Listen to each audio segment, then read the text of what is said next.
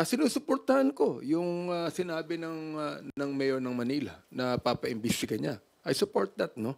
Kinakailangan naman, madali lang yan. I-check lang sa DPWH yan kung yan po ay project ng national government.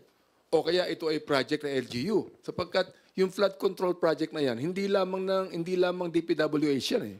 Even the LGU. Kinakailangan imbestigahan lahat ito.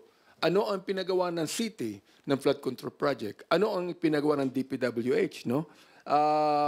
Ito po yung tinatawag nating i-check yan sa DPWH ang status and impact ng mga project na yan, no?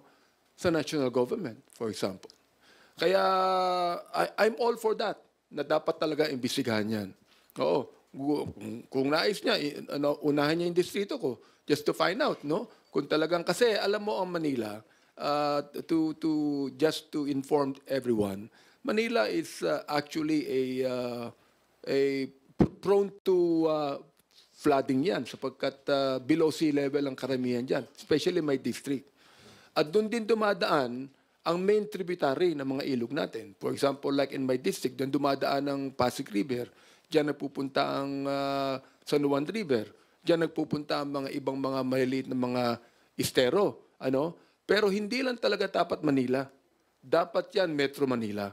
Sapagkat look, hindi lang Manila eh ang problema rito. For example, like ang San Juan River, napakarumi niyan.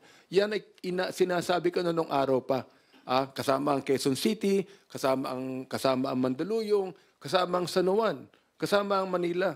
Kung makakasundo silang lahat yan, lahat yan ay pag-usapan po yan. Lahat yan imbestigahan. I'm in favor of that. Pero hindi lamang sapagkat hindi kumuha ng permit o hindi nakipag-ugnay sa LGU. Dapat ang talagang investigasyon dyan, yan po ba ay ghost project? Yan ba ay substandard project? Hindi lamang flood control. Lahat ng infra project ng buong Maynila, imbestigahan niya.